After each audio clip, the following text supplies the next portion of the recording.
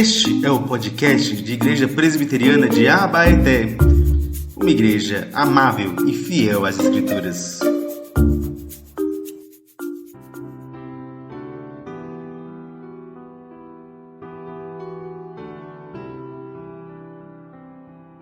Romanos, capítulo 8, hoje dos versos 1 a 8. Amém?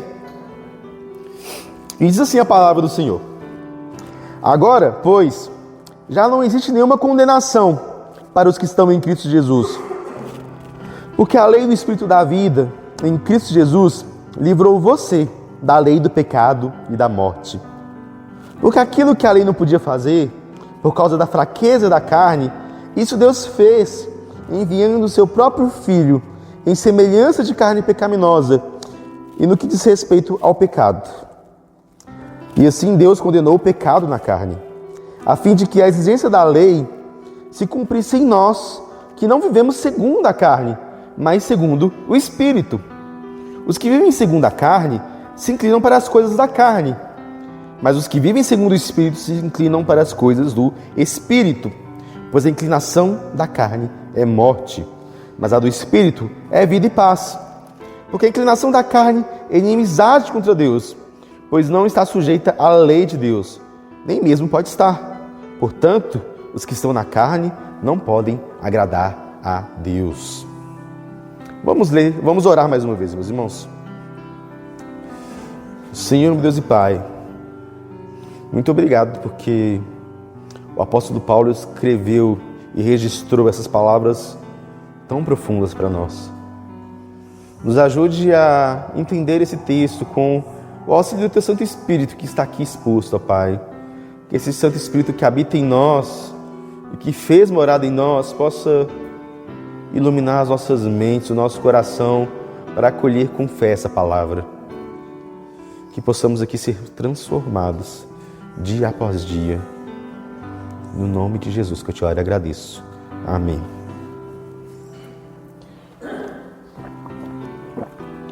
Meus irmãos, Platão, o filósofo grego, ele tem uma história, uma alegoria, né? Que quem já estudou aí, ou no ensino médio, ou na faculdade, alguma coisa de filosofia, com certeza já ouviu falar da alegoria da caverna, né? Que é uma história que ele conta para ilustrar ali alguns conceitos. Eu queria trazer alguns elementos dessa história para a gente pensar. Aquela história nos conta de homens que viviam numa caverna.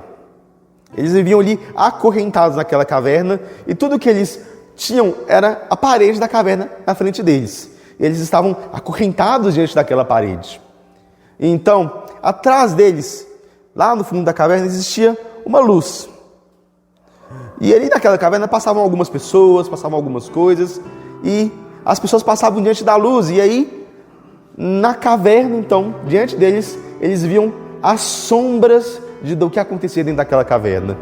Eles viam apenas as sombras. E eles acreditavam que aquelas sombras eram todas as realidades, tudo o que podia existir de real. Aquela sombra era apenas a realidade para eles. Essa visão que eles tinham, então, aquele entendimento que eles tinham, era de que o mundo, a vida e tudo mais, nada mais é do que as sombras da caverna. E a história, então, continua dizendo, né? Porque eles não percebiam então que eles eram escravos daquelas sombras. Eles não percebiam que eles estavam sendo enganados por aqueles que emitiam aquelas sombras. Mas a história então nos diz que um daqueles homens se liberta de suas algemas. E então ele sai daquela caverna e se depara com algo maravilhoso. Se depara com a luz do sol. No primeiro momento, ele fica quase cego, né? Porque viveu a vida dele toda naquela escuridão. Mas quando ele se adapta, então ele descobre que existe uma luz e um poder muito mais verdadeiro, muito mais real do que aquela luz que existia naquela caverna. O mundo era mais do que aquelas sombras que eles viam. Eles então passou a ver a realidade de uma maneira mais profunda, de uma maneira mais inteligível. Ele passou a ver a realidade como ela é, porque o sol não apenas faz sombras, meus irmãos, mas o sol ilumina tudo o que existe. O sol ilumina tudo o que existe. Então aquele homem que antes era escravo das sombras, ele agora passa a ser livre para ver a realidade e para viver a realidade do jeito que ela é. Essa é a alegoria da caverna, aquilo que Platão tentou ali descrever em sua filosofia. E essa história de Platão, ela é muito parecida e me lembra muito com aquilo que o apóstolo Paulo está escrevendo e desenvolvendo aqui nessa carta aos Romanos. Luz e sombras, escravidão e liberdade. Dois princípios que estão em constante confronto diante de nós. A vida cristã, ela é vista dessa perspectiva, da perspectiva de que existe um certo confronto entre as sombras do mal, as sombras do nosso pecado, que parecem querer nos seduzir para algum tipo de escravidão, que nos faz escravos e nos faz ficar confortáveis naquela escravidão. E a luz do Evangelho, a luz do sol, a luz que brilha diante de nós. E o livro de Romanos, ele fala desses dois princípios. Ele mostra esses dois princípios muito bem arrumados para a gente. Obviamente, como o apóstolo Paulo diz lá no capítulo 1, ele quer falar principalmente do poder do Evangelho, que é o poder de Deus para todo aquele que nele crê.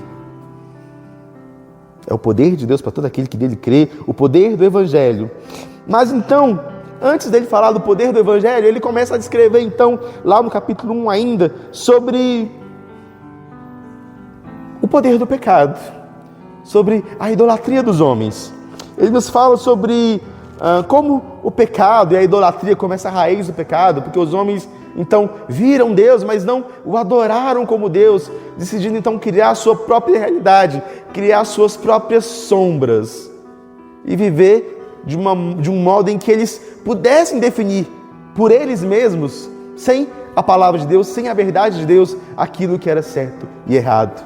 Então ele passa dos 3 primeiros capítulos falando então sobre esse poder do pecado, sobre como o pecado ele mancha a humanidade, como o pecado mancha a realidade tanto dos judeus quanto dos gentios, e todo mundo então está coberto aprisionado debaixo do poder do pecado, como se a gente estivesse naquela caverna, aprisionado, vendo sombras diante de nós e achando que aquela realidade era a única realidade disponível.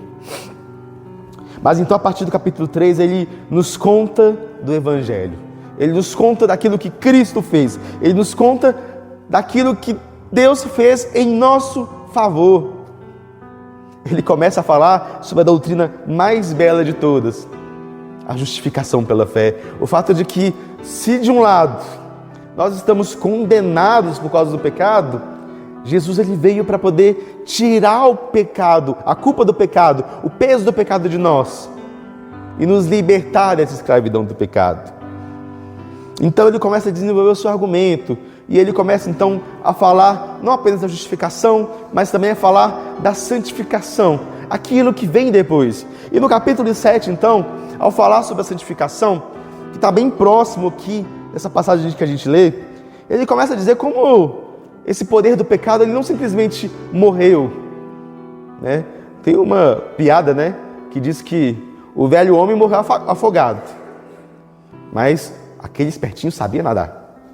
E aí Paulo ele começa a falar disso, começa a falar sobre como a santificação, a vida cristã é uma vida que envolve luta, que embora a gente entenda a verdade do Evangelho, parece que esse homem que está querendo ressuscitar ali, aquele velho homem que sabe nadar, o tempo todo parece então seduzir o nosso coração e querer nos voltar de novo para aquela escravidão. Lá em Romanos 7, no versículo 18 a 20, ele diz: porque eu sei que em mim, isto é, na minha carne, não habita bem nenhum, pois o querer o bem está em mim, mas não o realizá-lo. Porque eu não faço o bem que eu quero, mas o mal que eu não quero, esse eu faço. Mas se eu faço o que não quero, já não sou eu quem faz, e sim o pecado que habita em mim. Ou seja, mesmo nós que somos crentes, firmes no Senhor, temos essa luta contra o pecado. O velho homem sabe nadar. Ele fica aí tentando nos levar de novo para aquelas correntezas do pecado, para aquela escravidão. Então ele diz, num momento desesperado também: miserável homem que sou, quem me livrará do corpo dessa morte? Pergunta dramática. Então ele responde: Graças a Deus por Jesus Cristo, nosso Senhor. De maneira que eu, de mim mesmo, com a mente, sou escravo da lei de Deus, mas segundo a carne, sou escravo da lei do pecado. Nós estamos escravizados. Mas graças a Deus por Jesus Cristo, nosso Senhor. Graças a Deus por Jesus Cristo, nosso Senhor, que Ele é a resposta. O poder de Cristo é como o poder de 1000 sóis, que nos tiram as trevas do pecado, que nos tiram a escuridão, que nos afastam as sombras e nos faz ver agora a realidade como ela é. E então nós podemos ser livres. Podemos ser livres. E é sobre isso então que essa perícope que a gente está aqui, essa primeira parte desse capítulo começa a nos dizer. E aí entra na equação não apenas o poder de Cristo, mas o poder do Espírito. Aquilo que o Espírito Santo faz em nós. E a primeira coisa então que nós vamos aprender sobre o Espírito Santo neste texto, né, é que o Espírito de Deus nos torna livres. O Espírito de Deus é o Espírito da liberdade. E Ele nos torna livres. Nós podemos ser livres por meio da obra do Espírito Santo em nós, que aplica a obra de Cristo. Essa aqui é a mensagem. O capítulo 8 de Romanos nos mostra justamente como o Espírito Santo vem e pega tudo aquilo que Ele trabalhou sobre o que Cristo fez por nós, e então aplica aquilo que Cristo fez por nós no nosso coração. Essa é a mensagem de Romanos capítulo 8, que nós vamos começar a entender. E a primeira coisa que eu queria chamar a atenção de vocês é que nós somos livres da condenação. Nós nos tornamos livres da condenação, porque o texto diz: agora, pois, já não existe nenhuma condenação para os que estão em Cristo Jesus. Porque a lei do Espírito da vida em Cristo Jesus livrou você da lei do pecado e da morte. Paulo retoma aqui então esse tema da justificação. Ele toma então essa passagem, essa verdade tão preciosa, né? Nos lembra que em Cristo, não existe mais condenação, porque o peso da morte, o peso do pecado, não mais traz essa condenação para nós. Quem crê em Cristo, quem deposita sua fé em Jesus, quem crê que Ele morreu pelos seus pecados, quem crê nessa verdade preciosa, agora está justificado. É a justificação somente pela fé. Mas existe uma diferença entre os dois poderes aqui nesses versículos, né? A lei do Espírito da vida e a lei do pecado e da morte. Dois princípios, duas leis. Existe então uma lei do Espírito, o Espírito atuando em nós, mas também existe a lei do pecado e da morte. Então, existe um modo como essa condenação acontece. Existe condenação porque existe uma lei do pecado. Existe uma lei do pecado e da morte. E como a palavra de Deus nos diz e nos lembra no capítulo 5 de Romanos, o salário do pecado é a morte. Por causa do pecado, nós somos mortos. Por causa do pecado, nós estamos condenados diante de Deus. Mas graças a Deus, porque existe então a lei do Espírito da vida em Cristo Jesus. E existe essa coisa interessante, né? Porque a lei do Espírito da vida em Cristo Jesus livrou você da lei do pecado e da morte. Em Cristo. Não há condenação para aqueles que estão em Cristo. Porque a lei do Espírito, o Espírito em você, te coloca em Cristo. Em Cristo nós somos justificados. Em Cristo, Ele toma a nossa condenação. Aquela cruz deveria ter sido a sua cruz. Aquela morte deveria ter sido a sua morte. E esse é o Evangelho de Jesus. Ele toma as nossas dores, Ele toma a nossa culpa. Mas Jesus faz mais do que isso. Ele não apenas tira a nossa culpa, mas Ele também, que viveu perfeitamente, que cumpriu toda a lei de Deus, que fez tudo aquilo que era bom, Ele nos dá a justiça dEle. E agora então, quando Deus nos vê, quando Ele vê aquele que está em Cristo, Ele não vê mais os nossos pecados, mas Ele vê a justiça de Jesus em nós. Ele nos vê a graça de Jesus em nós. Então só aquele que é justificado é que é de fato unido a Cristo. E como então podemos estar unidos a Cristo, se não por meio do Espírito Santo? O Espírito Santo em sua obra maravilhosa, que nos fala então dessa lei do Espírito de vida. Porque quando o Espírito então testifica em nosso coração, quando o Espírito faz a obra dele de nos dar fé, quando ele vem habitar em nós, como diz lá em João 14, nós cantamos aqui, nós nos tornamos agora habitados pelo Espírito Santo e nós somos agora justificados. O Espírito Santo, ele tem um ministério de mostrar Cristo a nós, de lembrar Cristo a nós, de apontar para Jesus, nos fazer crer em Jesus, nos fazer olhar para Cristo. E esse ministério do Espírito, então, ele é muito importante para nos livrar dessa condenação do pecado.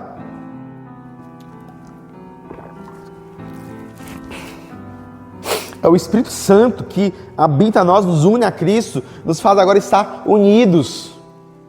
É como a música aqui que a gente cantou de João 14 diz, né? Agora nós estamos habitados pelo Espírito Santo. E ser habitado pelo Espírito Santo é estar unido a Cristo e ao Pai. É o que a gente discutiu um pouquinho hoje de manhã, que estava na reunião de oração, né? Que nós agora estamos dentro da comunhão eterna do Deus Trino. O Pai, o Filho e o Espírito Santo, que se amam eternamente, nos colocam para dentro dessa relação, nos unindo e nos habitando por meio do Espírito Santo. Porque se um está no outro, se o Filho está no Espírito e o Pai está no Espírito, quando o Espírito nos habita, nós também estamos em Cristo e também estamos no Pai. Amém, irmãos? É o Espírito Santo, então, que nos habita em nós e nos une a Cristo, como dizem Efésios. Nele também vocês, depois que ouviram a palavra da verdade, o Evangelho da salvação, tende nele também crido e receberam o selo do Espírito Santo da promessa. Então o Espírito Santo da promessa, aquele Espírito, ele testifica em nosso coração, ele nos faz abraçar a Cristo, ele nos faz abraçar essa oferta do Evangelho, essa oferta maravilhosa que nos faz livres desse peso da condenação, que nos faz livres da culpa do pecado. Nos faz livres da culpa do pecado. Mas então, o texto continua. E nos mostra que nós também somos livres da escravidão. E aqui eu separei duas escravidões. Ele nos faz livres da escravidão da lei. Porque o texto nos diz: porque aquilo que a lei não podia fazer por causa da fraqueza da carne, isso Deus fez, enviando o seu próprio Filho em semelhança de carne pecaminosa, e no que diz respeito ao pecado. Assim, Deus condenou o pecado na carne, a fim de que a exigência da lei se cumprisse em nós, que não vivemos segundo a carne, mas segundo o Espírito. Perceba aqui, gente, Paulo, que ele está lidando, e ele lida em Romanos muito bem, com o problema da lei também. Porque a lei de Deus é a base para a nossa condenação. Porque nós que estamos debaixo do pecado e nos deparamos diante da lei de Deus, a lei nos aponta como culpados. A lei nos aponta como culpados. E no fim das contas, então, por causa dos nossos pecados, a lei não pode nos salvar. A lei não pode nos salvar. Aqueles 10 mandamentos diante de nós estão apontando para a gente, dizendo: você não pode ser salvo pela lei. Você não consegue me obedecer completamente, né? Quando a gente vê os mandamentos, a gente já vê que no primeiro mandamento a gente já cai. Não terá outros deuses diante de mim. E quantas vezes nós não criamos outros deuses, outros ídolos? Nós não precisamos nem de estátua.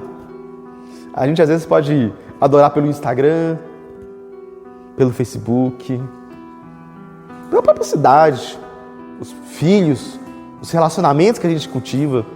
Tudo isso pode se tornar um Deus para nós. Então, quando a gente está diante desse mandamento, a gente já vê: eu não consigo ser salvo por mim mesmo, pela minha obediência, pela minha força. Porque debaixo do pecado, a lei de Deus, dada por Deus, só confirma o nosso pecado. E aí muitos podem tentar viver presos à lei de Deus, num anseio legalista de, pela obediência, ser salvo, mas isso nunca vai dar certo. E Paulo estava vivendo num contexto em que os judeus, eles viviam pela sua obediência. Eles viviam ali tentando obedecer e pela sua obediência obter a justificação dos seus pecados, tentando ser amados por Deus por causa da obediência deles. Mas eles não podem, e assim eles só se tornam escravos da lei. É isso que os legalistas fazem, é isso que o legalismo nos faz. Nos torna escravos da lei, escravos da obediência num nível em que a gente não pode ser. Porque mesmo as nossas melhores obras, por causa do pecado, serão manchadas e serão trapo de imundícia diante de Deus, quando a gente quer usá-las para poder nos justificarmos diante dele. Nós não poderemos ser amados pelas nossas obras. Antes, Deus nos ama, porque Ele nos ama. Não existe motivo para nos amar, além do fato de que Ele decidiu nos amar. Então, quando a gente tenta conquistar o amor de Deus pela nossa obediência, nós estamos caindo no pecado de dizer: Deus, eu quero ser salvador de mim mesmo. Eu não preciso do Salvador que você me ofereceu. É isso que o legalismo faz conosco. Mas o texto aqui tem algo muito interessante. Paulo usa aqui muita palavra carne. E carne aqui não está falando do nosso corpo físico. Paulo usa outras palavras no grego para poder designar o corpo, né? Como a gente vai ver aqui quando ele vai falar de corpo mais para frente, né? Quando ele diz carne, não está ligado também à ideia de mundo físico, como muitos, por causa de Platão, né, acreditam que a carne é má, que o mundo físico é mau. Paulo não cria que o mundo físico era mau. Afinal, quando Deus criou tudo, Ele disse que era muito bom. O que Paulo está dizendo aqui com carne, né, como não está falando nem do nosso corpo, nem da realidade, em comparação com uma realidade espiritual. Segundo a Intuagem, ele diz que ele está se referindo a coisas que compartilham a corrupção e a mortalidade do mundo. Lembre-se que por causa do mundo, por causa do pecado, não somente o homem, mas todo mundo agora está em corrupção. Então, quando ele está falando da carne, ele está falando do poder do pecado e do poder dessa rebelião que o homem fez contra Deus. E essa rebelião que torna todo mundo debaixo da escravidão da morte. É disso que ele está dizendo aqui quando ele diz carne. Então, nesse sentido, a lei não tem efeito a nós, a não ser por causa da nossa condenação, porque a gente vive num mundo caído. Nós, como seres caídos, debaixo do pecado, nós não podemos obedecer corretamente. Mas o que Deus faz, e com o modo como Ele reverte isso, é explicado aqui que Ele envia Jesus Cristo, seu Filho, e Ele diz que em semelhança de carne pecaminosa. O que Ele quer dizer com essa palavra? Muito sutil, semelhança de carne pecaminosa. O que Paulo está dizendo aqui é o seguinte: Jesus não veio em carne pecaminosa, porque senão Ele seria um pecador. Então Jesus, Ele não veio, Ele não pecou, porque a sua aparência, então, Ele não podia ser exatamente a carne pecaminosa. Mas quando Ele diz em semelhança à carne pecaminosa, o que Ele está querendo dizer é que apesar de Jesus Cristo nunca ter pecado, Ele viveu num corpo físico, num corpo humano que estava debaixo dessa corrupção do pecado. Jesus, Ele sofreu tudo aquilo que o pecado fez com que a gente também sofresse. As nossas dores, a nossa garganta meio inflamada, as nossas doenças, o nosso cansaço, os nossos escárnios, o abandono, o frio, sede, fome, o abandono dos homens, a traição, tudo aquilo que o pecado podia oferecer de negativo para nós como consequência, Jesus sofreu. Ele assumiu a nossa natureza, Ele assumiu o nosso corpo, Ele assumiu a nossa carne. E ao assumir a nossa carne, então Ele se torna aquele que pode fazer a propiciação pelos nossos pecados, que pode ser oferta pelos nossos pecados. E por Ele então ter assumido todas as consequências do pecado em seu corpo, e no seu corpo ter sido crucificado, então Ele paga o preço do pecado, Ele condena o pecado. A sua morte na cruz, no seu corpo como de que um homem caído, corpo que sofreu todas as dores deste mundo, fez com que essas dores não tivessem a última palavra. Ao submeter à morte, ao submeter aquele momento de juízo de Deus, Ele estava condenando o nosso pecado. Ele estava condenando o nosso pecado. E é por causa disso, então, que a lei não pode nos salvar. Só Jesus. Porque Jesus fez aquilo que a lei não podia fazer. Que é o quê? Pagar o preço da condenação do nosso pecado. E agora nós somos libertos da escravidão da lei. Nós somos livres do peso da lei.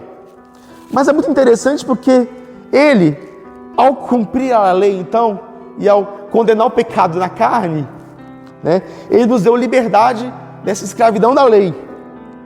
Mas agora ele nos dá essa liberdade, não para que a gente viva de qualquer jeito, mas que a gente agora seja devolvido à lei de Deus. Para que a gente agora tenha uma nova obediência à lei de Deus. Agora, a lei de Deus não está mais entre nós e o nosso Deus. Mas Jesus se coloca agora entre nós e a lei, como nosso mediador. E agora Ele nos coloca novamente a lei, não mais com temor de condenação.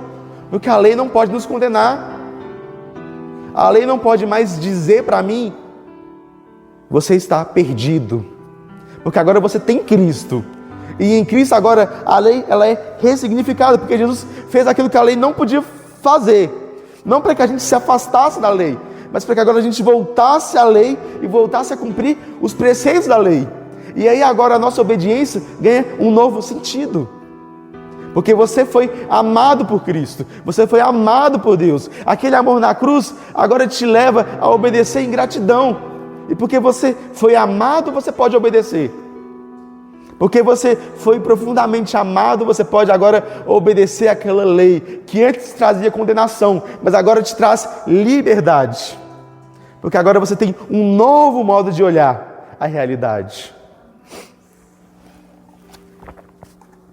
Nós somos livres então da escravidão da lei, mas não da lei. A lei de Deus ela é boa, ela coloca limites a nós. Muitas vezes nós cremos, nós achamos que a lei é ruim porque ela nos limita demais, porque ela nos coloca empecilhos demais, porque nos impede de fazer aquilo que a gente quer ou de ser nós mesmos. Mas a lei de Deus é liberdade porque ela nos coloca nos trilhos corretos. Por exemplo, se eu falar assim, eu quero acabar com a lei da gravidade e vou pular do prédio mais alto de Abaeté e vou voar, o que acontece comigo? Eu vou morrer, eu vou estribuchar lá no chão, quebrar todinho. Se eu não morrer, pelo menos umas 5 fraturas eu garanto que vou ter. Por quê? Porque a liberdade, né, ela não é conquistada quebrando a lei, mas seguindo a lei. A lei ela faz com que agora a gente possa florescer melhor, que a nossa vida pode ser desenvolvida. Por exemplo, alguém que quer aprender a tocar piano, ela pode sentar e tocar qualquer nota que ela quiser? Pode, mas a música que sai é o quê? É ruim, não é música, a pessoa não está aprendendo. Mas quando a pessoa aprende as regras, aprende as partituras, aprende a ler uma partitura, aprende então a tocar, ela é livre. Ela é livre para tocar. E tocar o que ela quiser, porque ela agora sabe como viver. A lei de Deus é isso. A lei de Deus é essa partitura que a gente aprende a ler, que a gente agora aprende a viver. Então a liberdade nos traz a santidade, e isso só é possível por meio do Espírito Santo. Que o Espírito Santo então nos traz de volta essa lei. O Espírito Santo nos traz de volta a essa santificação, porque é a lei do Espírito de Deus.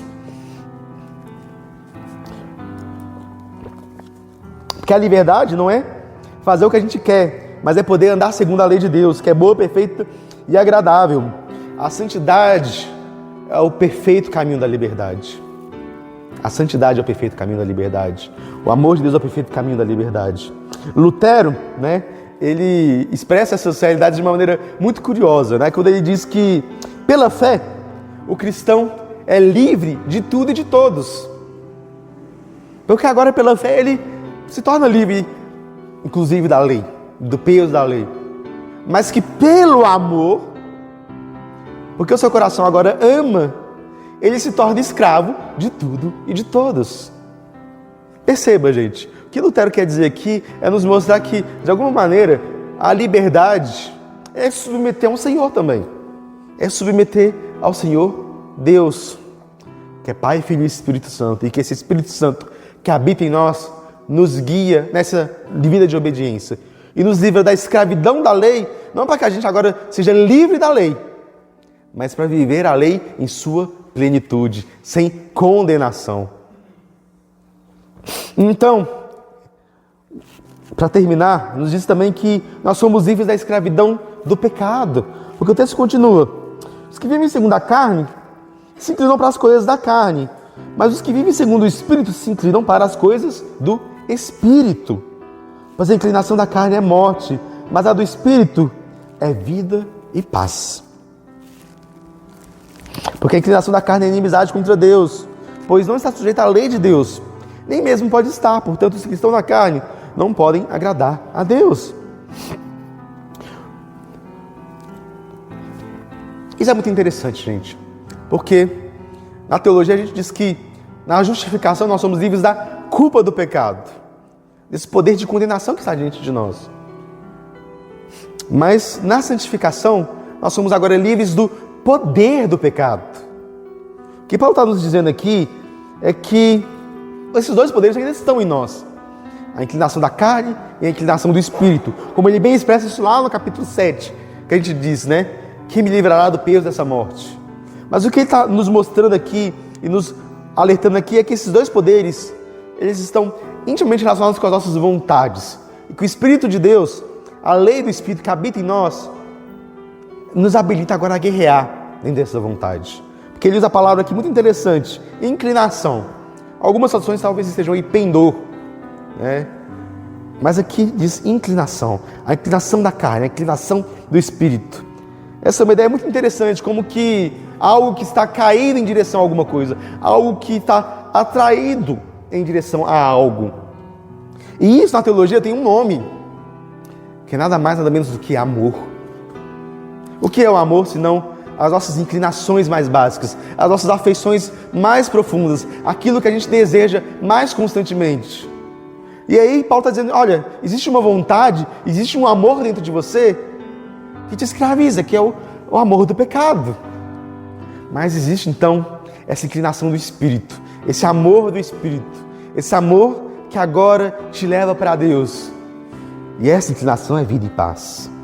Afinal de contas, quem vive para a carne, vive para ser escravo do pecado, escravo dos seus próprios desejos. Mas quem vive para o Espírito, quem vive diante de Deus, agora vive para a liberdade, para aquilo que Deus quer fazer para nós. E o caminho do pecado é um caminho de morte, é um caminho que, como diz o texto, não pode agradar a Deus. A nossa dificuldade em entender o pecado como escravidão está justamente na nossa visão da própria liberdade, como eu tenho tentado trabalhar aqui. A gente crê que o pecado nos torna livres para sermos quem somos. Nós cremos que nós talvez precisamos afirmar o pecado, ou muitas vezes nós colocamos o pecado como algo da nossa própria natureza, da nossa própria identidade. Como se o pecado pudesse nos libertar de alguma coisa, mas não pode. Assim como os homens que estão acorrentados na caverna de Platão, nós, quando estamos acorrentados pela escravidão do pecado, nós cremos que o pecado, o mundo, é aquela realidade que está diante de nós. Mas no fim, o que tem no fundo do poço do pecado? Morte. É uma escravidão que gera a morte. O que tem no fundo do poço? Morte. Quando a gente tenta, quero ser livre, quero fazer a vida do jeito que eu viver, a vida do jeito que eu quiser, o que tem no fundo? Decepção, desilusão. Às vezes, as coisas que a gente mais quer, mais deseja, quando a gente as tem, a gente vê que talvez aquilo não era tão interessante. E a gente começa a procurar outra coisa para desejar. A gente começa a procurar outra coisa para amar. Porque perde interesse, é fútil, perde o interesse e a gente vai viver nessa vida de insatisfação, de tristeza, de dor. Porque viver para o pecado, meus irmãos, é viver para agradar Satanás. É viver para agradar o príncipe deste mundo e não para agradar a Deus. Mas a vida no Espírito é diferente. A vida no Espírito nos liberta desse poder. Ele nos faz viver para aquilo que Deus nos criou para ser, para aquilo que Deus nos criou para viver. No Espírito, então, nós somos livres dessa condição de morte. No Espírito, a gente entende, né, que a lei, que a vida de Deus, a vida que agrada a Deus, não é simplesmente não pecar. Santidade não é simplesmente não pecar ou não fazer algumas coisas. Santidade é mais. Santidade é viver totalmente para a glória de Deus. É levar todo o nosso ser, o nosso trabalho, os nossos relacionamentos, as pessoas que nós amamos, tudo isso diante do senhorio de Cristo e viver agora de maneira correta. Como diz lá em Gálatas, o fruto do Espírito que habita em nós é amor, alegria, paz, longanimidade, benignidade, bondade, fidelidade, mansidão, domínio próprio. E contra essas coisas não há lei. Que belo é isso, meus irmãos. Deus está nos chamando para uma vida em que essas coisas, a realidade do amor, da alegria, da paz, da longanimidade, da bondade, da benignidade, da fidelidade, da mansidão, do caráter de Cristo em nós. Esse é o chamado de Deus para nós. É isso que a lei da verdadeira liberdade, aquilo que o Espírito Santo age e produz em nós. É isso que Ele faz em nós. É andar no caminho do Espírito, um caminho que é vida e paz. Não é sobre o que não fazer, mas sobre o que fazer. É sobre o Espírito agindo em nós, nos vivificando, nos trazendo vida, nos orientando, intercedendo por nós, nos fazendo agora sermos livres de verdade. O poder do Espírito Santo é como um poder de 1000 sóis, que nos livra das trevas, da escuridão, do pecado, da morte, da idolatria. O poder do Espírito Santo age em nós. Esse é o poder do Espírito, o poder maravilhoso que o Espírito Santo tem para nos libertar do poder do pecado. Nós não somos mais escravos do pecado, escravos de Satanás. Nós agora somos livres do Espírito Santo para servir ao Rei da Glória, para viver a vida dele, para viver e amar a vida nele. E essa é a vida que está diante de nós. Por isso eu queria trazer 3 aplicações aqui para a sua vida, para a gente aplicar. E a primeira delas é: creia. Creia em Jesus. Creia no poder do Espírito Santo. A mensagem aqui nos diz que Cristo nos livra do poder do pecado, da condenação do pecado. E para isso a gente precisa de fé em Cristo.